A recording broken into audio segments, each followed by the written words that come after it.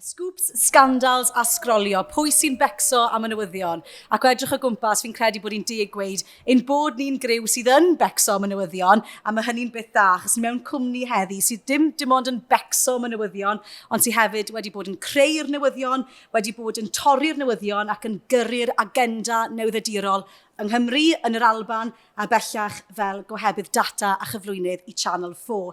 Croeso, Ciaran Jenkins, a falle mae dy tîdl fod yn gweud croeso i ni, achos fel oedd Gwenfair yn sôn, wedi dyfagu yn eitha lleol, wedi mynd i'r ysgol yn Rhydfelen ym Mhontypridd. Yw yn eis bod gatre, ti'n byw yn yr Alban, ni'n ôl ar dy batch di nawr. Ie, braf gweld, dyw'r tywydd ddim wedi newid ers i fi fod yn yr ysgol fan hyn ym Mhontypridd. Nes i gyrru ar y bws heibio ysgol Rhydfelen, ond dwi ddim yn yr agor i ddod fan hyn. Mae'n maes tai nawr, yn dwi. So, mae'n fy fraint i'n fod nôl fan hyn, a dwi'n diolchgar iawn am y gohodiad. Wel, mae'n bleser dy gael di. Felly, is di i weithio yn y BBC yn gyntaf, is di'r adran wleidyddol, is di hefyd mewn i ohebydd addysg, ond herbyn hyn, ti'n arwen yr adran ddata ac yn cyflwyno gyda Channel 4. Gohebydd data te, lot o ffigurau, lot o wybodaeth i wyntyllu. Mae gymaint o brotestiadau mewn mlaen ar hyn o bryd, gymaint o wybodaeth a chamwybodaeth yn chwirlio o gwmpas y lle. Yw dy swydd di'n mynd yn gynyddol anodd i dorri trwy'r sŵna a chyflwyno'r ffeithiau ac i ddangos i bobl beth sy'n wir a beth sy'n ffug? Dwi'n credu bod swydd pob newyddiadurwr wedi mynd yn mwy anodd. Dyn ni dim ond yn gofod edrych ar ddigwyddiadau yr wythnos diwethaf i weld pa mor anodd yr her sydd dyn ni erbyn hyn. Dyn ni wedi gweld terfysgoedd yn digwydd ac yn lledaenu o amgylch Lloegr a Gogledd Iwerddon oherwydd gwybodaeth ffug. A mae hwnna'n her dyn ni erioed wedi gwynebu ar y sail yma, ar y radd yma o'r blaen. Felly, dyn ni mewn cyfnod peryglus iawn. A mae fe'n cyfnod lle dyn ni angen y newyddion, dyn ni angen ffeithiau, dyn ni angen gwirionedd mwy nac erioed. Ac ar yr un pryd, mae'r cynulleidfa traddodiadol i raglenni teledu yn crebachu. Felly, dyn ni'n gofyn mynd allan i ffindio lle mae'r gynulleidfa, a we've got to meet them where they are. Dyna beth ni'n gorfod wneud, ni'n gorfod creu cynnwys ar y platform lle maen nhw.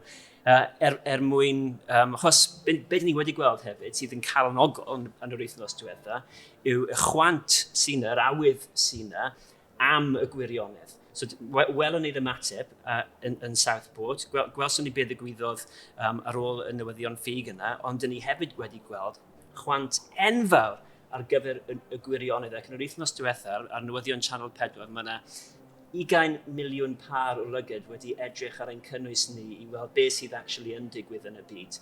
A mae hwnna yn calonogol iawn. Dyn ni ddim yn gwylio'r raglen teledu, ond maen nhw wedi dod ato ni trwy cyfryngau cymdeithasol i ffindio mas beth sy'n digwydd. Felly ti'n sôn am patrymau na newid a falle bod y ffordd mae pobl yn cael eu newyddion nhw'n wahanol. Beth yw'r patrymau chi'n sylwi arnyn nhw a ble mae hynny'n mynd nesaf? I chi'n gadael y teledu hunol ar ôl? Beth yw'r dyfodol i chi? Wel, mae'r dyfodol yn cyfle, a sa'n credu bod ni wedi ffindio'r atebion i gyd eto. Mae cyfryngau yn addasu, ond byti degawd yn ôl, oedd pobl yn rhagweld diwedd radio. Ac oedden nhw'n rhagweld bod podcastiau ddim yn mynd i fod yn boblogaidd iawn. Oedden nhw'n anghywir am hwnna, doedden nhw. Mae podcastiau yn hynod o boblogaidd erbyn hyn. Ond oedd dim lot o bobl yn rhagweld hynny. Oedd pobl dechrau gyda podcastio, wedyn gollwng a wedyn dod nôl at fe. Felly, dyn ni fel newyddion Channel 4 yn gwahanol i gwasanaeth fel y BBC. Mae'r BBC yn denu pobl at y platform sydd yn nhw, a dyn ni yn gofod cystadlu am y gwylwyr ar y platform sy'n bodoli yn barod. A dyn ni'n gweld bod yna tyfiant enfawr i'r cynnwys sydd yn ni ar YouTube er enghraifft. Mae'r pobl yn dod i YouTube a maen nhw'n gwylio, dim just fel maen nhw'n gwylio TikTok am 30 eiliad. Mae pobl yn aros ac yn gwylio am 50 munud sydd yn anferthol dyddiau yma ar YouTube. Felly mae hwnna hefyd yn newyddion da iawn. Yn galanogol iawn.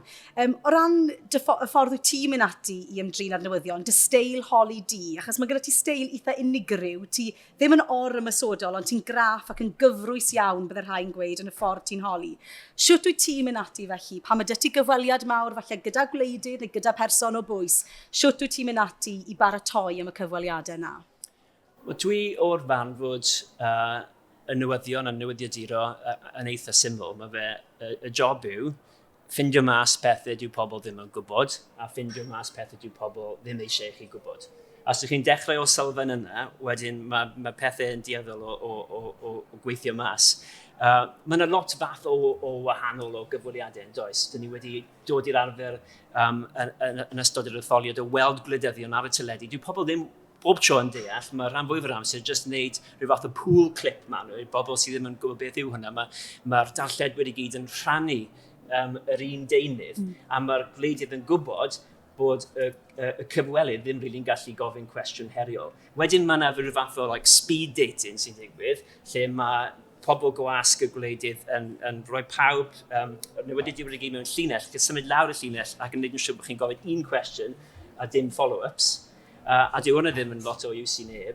A wedyn mae yna cyfweliadau. Dyna lle mae ydych chi cyfle fer newyddiadurol. Ond dyn nhw ddim yn digwydd yn aml iawn. Ond pan maen nhw yn digwydd, be dwi'n neud yw gweithio mas, be mae'r gwleidydd yn mynd i ddweud, achos mae hwnna'n hollol amlwg bob tro. Mae dyn nhw wedi dwysio nhw o atebion maen nhw'n mynd i wneud. A wedyn meddwl, falle, un neu ddau cwestiwn o flaen hwnna, 2 cam ymlaen, a gweithio mas beth yw'r cwestiwn dyn nhw ddim eisiau i ateb. A ti trio cael rhagweld beth sy'n mynd i ddigwydd cyn bod digwydd. Neu falle jyst gofyn cwestiwn hollol annisgwyl, dyn nhw ddim wedi paratoi amdano. Felly'r cwestiynau'n bwysig. O ti'n sôn am un cwestiwn am bellwaith chi'n cael gyda gwleidydd, a fe nes ti fod yn glyfar iawn rhai blynyddoedd yn ôl. Oedd ti un cwestiwn gyda Jeremy Corbyn oedd, a nes ti ofyn y cwestiwn, yr un cwestiwn yna, ond nes ti ofyn 7 o weithiau, a nath hwnna wedyn mynd yn viral ath dros bob man. Beth oedd y feddylfryd tu ôl i hwnna, ac ar symlrwydd mewn ffordd, ond oedd hwnna dorri trwy'r sŵn yn dod?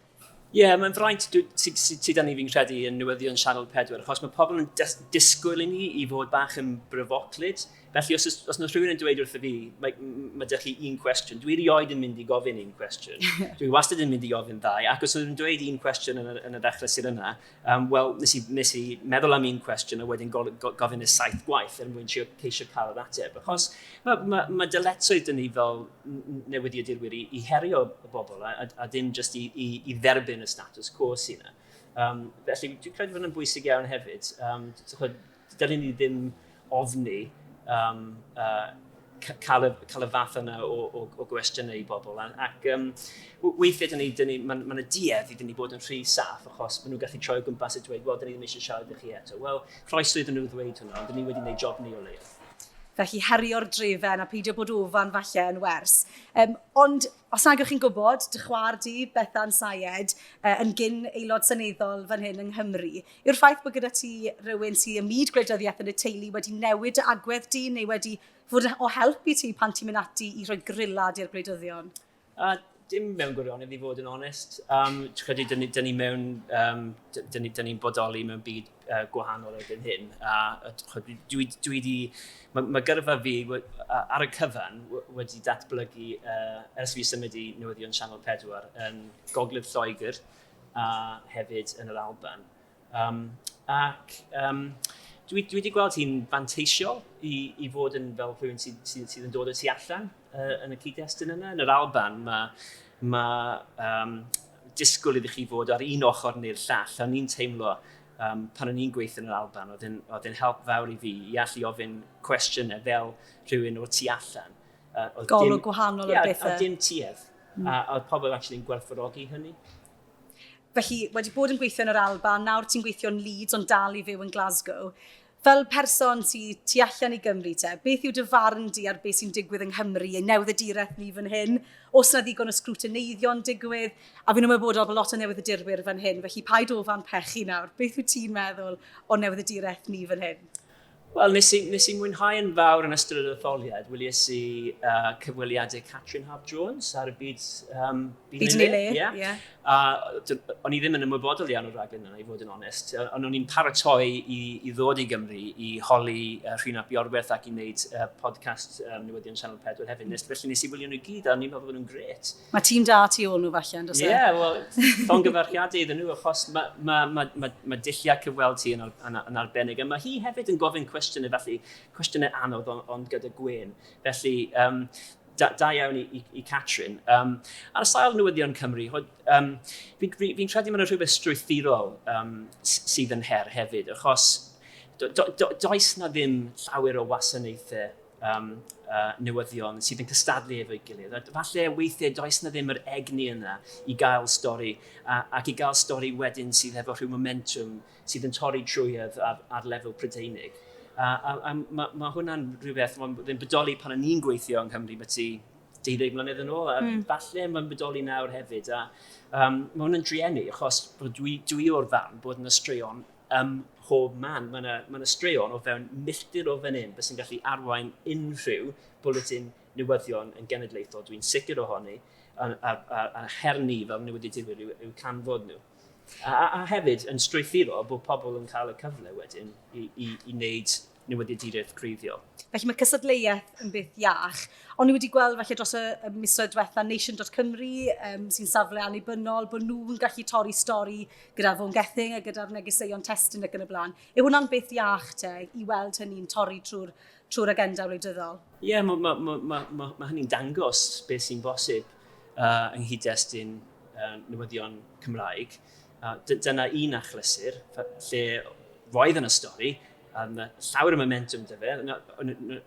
Hwna oedd y stori wnaeth arwain wedyn pan wnaeth Fôn Gething yn ddiswyddo, bulletins newyddion cenedlaethol y noson yna, a dwi'n cofio stori debyg yn holl blynyddoedd yn dilyn gwleidyddiaeth Cymraeg, felly mae hwnna'n dangos beth sy'n bosib ydy, ond gobeithio gewn ni mwy o hwnna. Wyt ti'n gweld eisiau Cymru? A ddei di nôl rhywbryd i ohebu fan hyn? Wel, ydw, ie, dwi'n gweld eisiau Cymru. Mae gen i plant oed 3 a 6, a dyn ni'n ceisio siarad Cymraeg yn Glasgow. Mae'r ti. Yn her? Ie, mae'n her, a nes i ffurfio grŵp WhatsApp i rieni Cymraeg Glasgow hefyd. Felly, dwi eisiau nhw ddod fan hyn o plant fi ac i gweld beth yw Eisteddfod, yn siŵr bod nhw'n syni weld beth ni'n neud yn hongen o gwmpas mewn cae yn y glaw, ond dwi eisiau nhw deall hwnna, ie. So, rhywbryd, pwy wyr, mae rhieni fi a chwaer fi yma heddi. Da iawn, a croeso iddyn nhw. Mynd nôl i siarad am Channel 4 te, a dros y blynyddoedd diwethan yn wedi gyda'r llywodraeth oedd gyda ni, llywodraeth dwriedd, oedd y dipyn o sôn yn doedd am werthiant Channel 4 a beth fydde hynny'n golygu yn enwedig i allbwn newyddion y sianel. Faint o bryder oedd hynny ar y pryd, a faint o chi fel gohebwyr yn poeni am y sefyllfa yna? Wel, roedd pobl yn poeni, ac roedd yn y pryder, achos oedd pobl yn poeni yn y pen draw am swyddi nhw ac am bodoliaeth nhw. Felly, oedden ni'n ymwybodol o hwnna. Felly, oedden nhw'n rhyddhad yn y pen draw pan na ddigwyddodd hynny, bod dim byd yn sicr ynglyn â beth oedd yn mynd i ddigwydd pe bai hi wedi cael ei preifateiddio. Ond mae dyn ni dyfodol gobeithio bywiog iawn nawr. Mae yna her yn amlwg. Mae'r cynulleidfa yn symud i gynulleidfa digidol. Dyn ni'n gorfod addasu. Dim yn unig fel rhaglenni Channel 4, ond fel newyddion. So, cawn weld. Felly os angen newyddiadurwyr traddodiadol, ti wedi bod yn CJS fel finne a sawl un ma heddi hefyd wedi astudio newyddiaduraeth, ond gallith unrhyw un godi'r ffôn, wneud fideos, postio a bod y newyddiadurwyr ar lawr gwlad sy'n gallu creu tipyn o sŵn trwy'r ffôn symudol. Beth yw gwerth cael newyddiadurwyr sydd wedi cael ei hyfforddi, a oes gwerth o gwbl? Ie, dwi ddim yn credu bod y gynulleidfa pob tro yn gwerthfawrogi faint o waith sydd yn mynd mewn i gwirio ffeithiau ac i wneud yn siŵr ein bod ni yn dibynadwy. Mae dyn ni gynulleidfa ffyddlon iawn fel Channel 4. Oedd yna arolwg blwyddyn diwetha gan YouGov a oedd y pobl yn ffindio bod Channel 4, newyddion Channel 4, yn ymddiried yn dyn ni mwyaf ar ôl y Financial Times allan o unrhyw gwasanaeth newyddion. Felly, mae yn bwysig. falle yn gyffredinol, mae angen ni dangos falle y gwaith sy'n digwydd y tu ôl i stori newyddion, fel bod pobl yn gallu deall beth sy'n mynd ymlaen. Achos mae yna lot fawr o waith yn mynd ymlaen. Ac yn enwedig cyfnod fel hyn, lle mae mor beryglus, mae cael rhywbeth yn anghywir yn gallu cael goblygiadau go iawn allan fyna yn y byd.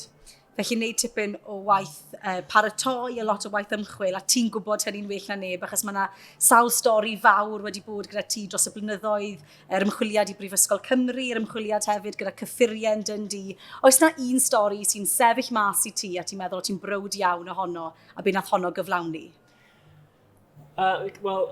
Yn ystod y pandemig, ein tîm ni yn yr Alban oedd un o'r tîmau gyntaf i gohebu o care homes. Ac pan oedd pawb arall yn falle rhoi mwy o sylw ar ysbytau, ni oedd y cyntaf i wneud y fath yna o straeon. A nath ni aros gyda fe am rhyw 6-9 mis. Nes i credu 23 adroddiad olynol am yr un testyn. Mae hwnna'n dangos pa mor bwysig yw aros gyda stori.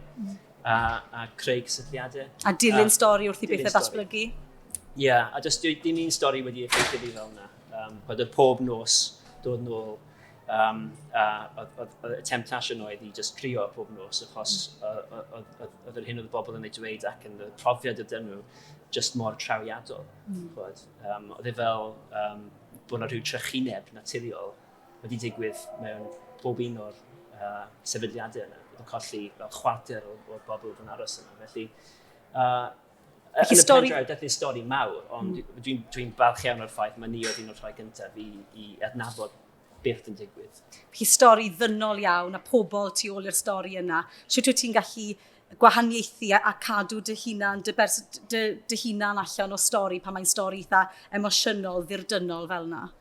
Wel, dwi ddim yn credu bob tro bod yn angen rheidio i ni beidio dangos ein hunaniaeth ni. Dwi'n credu bod hynna'n bwysig, a credu y dyddiau yma mae pobl eisiau gwybod bod yna hunaniaeth a cymeriad a personoliaeth gyda'r pobl sydd yn gohebu ac yn darlledu newyddion, ond i bai bod chi'n aros yn diduedd.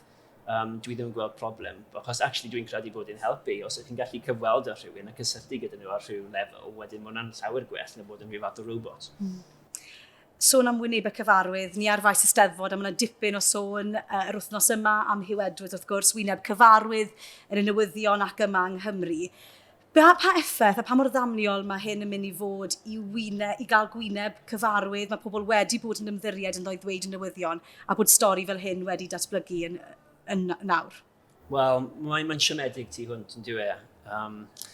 Mae'r ffeithiau stori yn ofnadwy, mae'r troseddu yn ofnadwy ac yn annibyniol. Mae rhaid i ni gofio, dyma dyn oedd mor adnabyddus, oedd ar frig ein diwylliant ni, oedd yn llais y BBC, llais y Cenedl, nid jyst Cymru, ond y Deyrnas Unedig. Fe oedd yn dal dwylo y Cenedl trwy marwolaethau brenhinol, etholiadau. Felly, dwi ddim jyst yn rhywbeth sydd wedi digwydd i unrhyw un. Mae wedi digwydd i'r person mwyaf adnabyddus yn y byd newyddion. Ond serch hynny, mae e jyst yn un person, mae e'n unigolyn, a dwi ddim yn credu bod hwnna'n adlewyrchu ar ein diwylliant ni. Gobeithio dwi ddim yn fwy eang. Mae wedi cymryd cyfrifoldeb, mae wedi bledio fod yn eog, ac mae jyst yn drueni enfawr, ac yn amlwg, mae meddyliau ni'n mynd efo unrhyw dioddefwyr hefyd sydd wedi cael ei effeithio. Wrth gwrs, gan fod y berthynas gyda'r gwylwyr yn un mor bwysig yn diwy, a mae cysylltu falle gyda'r gwylwyr yn rhywbeth sydd yn anochel bwysig. Ydy, ie. Mae disgwyliad gyda gwylwyr yn bod ni fel darlledwyr yn dibynadwy, a bod nhw'n gallu ymddiried ynddyn ni, a bod nhw'n nabod ni, a bod nhw'n gallu dod yn gyfarwydd gyda ni. A pan ydych chi'n creu perthynas fel yna gyda cynulleidfa, wedyn, os yw hwn yn cael ei torri, wedyn mae'n achosi broblemau ynglyn â ymddiriaeth a faint mor dibynadwy mae pobl yn gallu meddwl yw y newyddion ac yw y cymeriadau sydd yn cyflwyno'r newyddion. Felly, gobeithio bod pobl yn gwahanu beth sydd wedi digwydd fyna gyda un unigolyn a be ydyn ni gyd yn ceisio wneud fel diwylliant. Nawr, os nag ych chi'n gwybod ac os nag ych chi'n dilyn Ciaran ar X, fe fyddech chi'n gwybod bod ti'n dipyn o gerddor, wedi astudio cerdd yng Nghaergrawnt ac yn chwarae'r cello i safon uchel iawn, iawn, iawn. Yn ola te, mae dy fi gwestiwn i ti. Os bydde ti'n gallu gwneud deuawd gydag unrhyw wleidydd neu unrhyw newyddiadurwr, unrhyw ahebydd felly, pwy yw ti'n edmygu? Pwy sy'n dy ysbrydoli di? Ydyn nhw'n gorfod canu offeryn? Nag oes, bydd ysgan nhw mwyn wneud deuawd y ti. Wel, dwi bod yn gwneud deuawdau gyda Steve Rosenberg sydd yn gohebydd Moscow y BBC, a mae fe'n gret. Mae'n gallu canu unrhyw alaw ar y piano. Hollol edmygydd iddo fe. Mae un person dwi'n edmygu'n fawr, a mae'n siŵr bod pawb yn nabod pwy yw e, ond pan nes i dechrau newyddion Channel 4, oedd newyddion Channel 4 yn rhaglen Jon Snow. Oedd pawb yn adnabod John fel gwyneb newyddion Channel 4. Beth ti tair mlynedd yn ôl fi'n credu yn y lle ymddeol, a dyn ni wedi gweld eisiau fe, dyn ni'n colli fe, achos beth yn personoliaeth enfawr. Mae gymaint o gymeriad y fe, a mae fe'n gwybod pob un, mae'n nabod pob un person yn ystafell newyddion. Os oes yna rhywun newydd yn dod i mewn, mae fe'n neud yn siŵr bod yn siarad iddyn nhw, a neud yn teimlo'n gyfforddus. A mae fe'n meddwl ei bod e'n gallu canu. Right. John. Nethon ni wneud rhyw gystadleuaeth unwaith. Newsroom's got talent. Fi'n falch bod chi'n gwneud stwff ti fri. So dwi wedi cael un cyfle bach i wneud deuawd y fe, ond wedyn nethon ni deuawd arall pan oedd y stori yn o gwmpas y sea shanties. O, ie. Ie, nethon ni si a John wneud deuawd adeg hynny, ond unrhyw gyfle i gwario amser gyda Jon Snow, deuawdio gyda Jon Snow. Ie. Wel, fi'n madlen i fod yn gweld hwnna ar X yn fuan iawn. Diolch yn fawr i ti, Ciaran, a diolch i chi am ddod. Os yna unrhyw gwestiynau gyda chi eisiau gofyn i Ciaran tra bod y gyda ni fan hyn am ddyrnod yng Nghymru? Pidwch bod yn swil. Mae sawl newyddiadurwr angharad Mair. Diolch yn fawr. Oedd hwnna'n wych. A llongyfarchiadau yn holl wych ti'n neud hefyd. Ti'n sôn hwnna am bod newyddiadurwyr yn gorfod mynd at platformau ble mae'r gwylwyr a bod chi wedi bod yn llwyddiannus iawn ar YouTube. Os na beryg, os ydy rhywun yn gweud, wel, mae'n costio o'r llai, beth am ni'n gwneud y math yna o sanedd yn hytrach yn rhaglen traddodiadol? Mae yna wastad beryg, ond be dyn ni'n gweld yw bod e ddim yn costio lot llai, achos dyn ni yn creu cynnwys ar YouTube o'r un safon, a bys ni'n darlledu ar y teledu. Felly, mae podcast ni yn un o'r podcastiau sy'n cael ei wylio mwyaf ar YouTube, achos dyn ni'n ffilmi fe yn unig fel beth ysyn ni'n ffilmio rhaglen teledu. Mae pobl yn cael ei denu at y cynnwys o safon, y cynnwys o ansawdd. Felly, fi'n credu y cynllun yn mynd ymlaen, symud ymlaen i greu mwy o gynnwys fel yna, ceisio tyfu y gynulleidfa, a defnyddio dawn ni ar hyn, dyn ni'n gwybod beth i wneud. Yr unig gwahaniaeth yw bod ni ar platfform gwahanol. Diolch yn fawr. Os yna gwestiwn arall, mae rhywun eisiau gofyn? Carys. Ia, fi eisiau gwybod, yn amlwg chi'n torri ostrau nawr fel ydych chi'n mynhadach, ond pryd ydych chi'n gwybod mae'n stori yw'r sgŵp, a falle pa mor hir ydych chi'n treulio ar y stori hwn, a ro enghraifft falle o'r stori chi wedi gweithio arno, yn fwy agi, faint o waith chi wedi cyfannelu i'r stori yna? Cwestiwn da. Does na ddim digon o le, dwi'n credu, mewn bywyd dydd i dydd newyddiadurwyr i ddilyn straeon fel Sgŵps yn gyffredinol, fi'n credu, mae hwnna'n siom. Os ni'n licio bod fan hyn yn dweud, dwi wedi gwneud sawl 12 sgŵp yn y blwyddyn diwethaf, ond mewn gwirionedd, dwi'n ddim wedi ddigwydd. Mae ydych chi rhai sydd yn sefyll allan ar hyd gyrfa, a dwi'n falch iawn o rheina, ond barn fi yw, dylen ni bod yn gwneud lot mwy o newyddion greiddiol. Y tro diwethaf, falle, y dyfru stori oedd yn arwain y bwletinau oedd ynglyn â archwiliad, ynglyn â cyfleusterau yn stordau JD Sports, a dydyn ni cameras yn mynd, cameras cudd, yn datgelu y ffordd y pobl yn gweithio yn cael eu trin. A gathon ni fel pythefnos neu 2 wythnos o sylw mewn papur newydd ac oedd oedd yna trafodaethau ar LBC a pethau fel yna.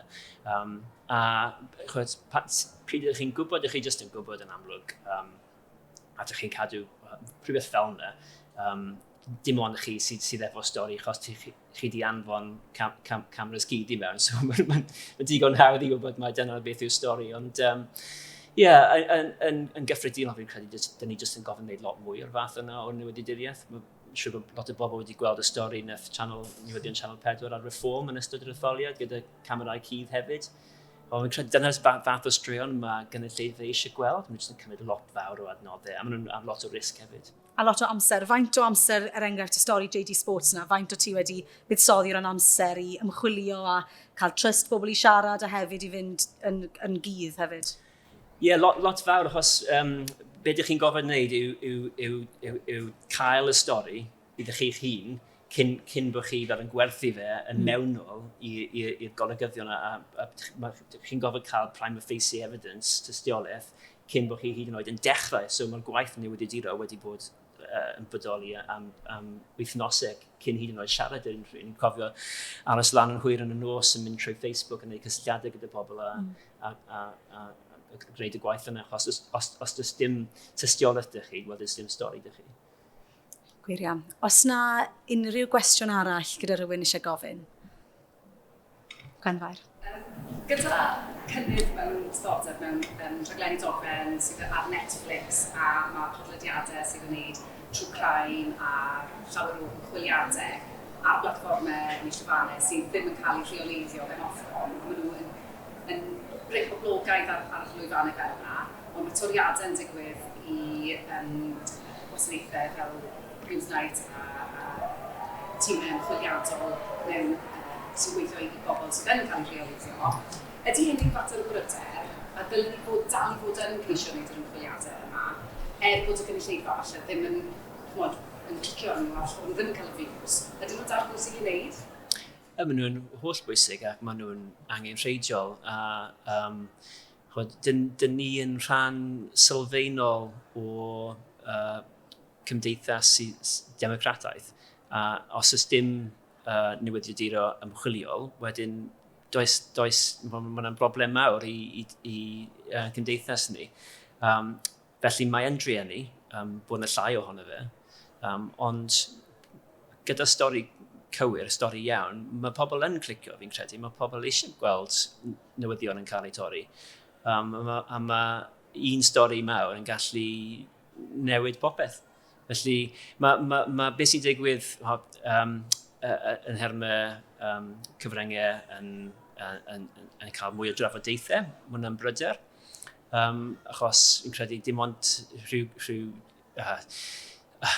falle bod yna rhyw pwynt yn mynd i ddod lle mae pobl wedi cael digon o'r un fath o gynnwys a mae rhaid i ni bod yn ymwybodol o hwnna. Dyna ydych chi'n siarad am y gwaith data i ddechrau. Dyna beth ni'n ceisio wneud yw wneud yn siŵr bod yna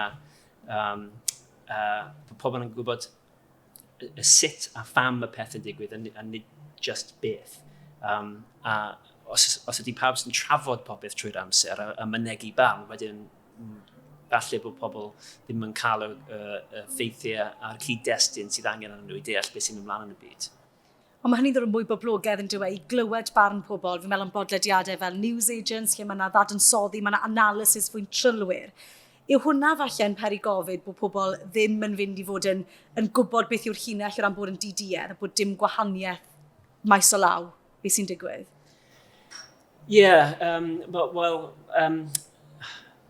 dwi'n credu yn y pen draw, os ych chi'n cynnyrchu rhywbeth o safon, byddech chi'n gallu tyfu gynulleidfa.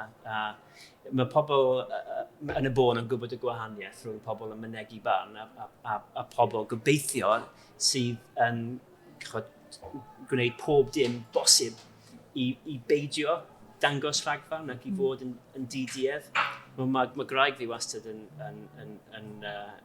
chwerthin achos pob etholiad mae hi'n gofyn i fi i bwy nes i leisio. A pob etholiad dwi'n gwrtho dweud hyd yn oed iddi hi.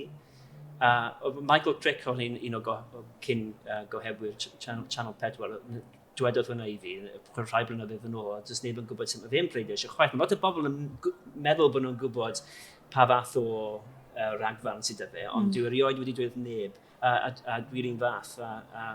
Fi'n credu mae rhai newyddiadurwyr, mae pa mor didi ydy nhw yn holl bwysig. Mae hwnna'n rhywbeth sydd â ni fel newyddiadurwyr Prydeinig sydd ddim yn bodoli mewn rhan eraill o'r byd, a dylen ni ddathlu hwnna. Oes na gwestiwn arall o'r gynulleidfa? Gret. Wel, Ciaran, diolch yn fawr iawn i ti am ddod i siarad gyda ni heddi, am ddod nôl i Gymru, dod nôl i Mhontypridd i gynnal y sesiwn yma. Pob lwc i ti gyda popeth sydd ymlaen dros blynyddoedd nesaf, a byddwn ni gyd yn edrych ymlaen at wylio'r cynnwys sydd gyda ti yn bob man. A diolch i chi hefyd am ddod i ymuno, a diolch i Gwenfair a chriw JOMEC am drefnu'r sesiwn yma. A joiwch weddill Eisteddfod. Diolch. Diolch i ti.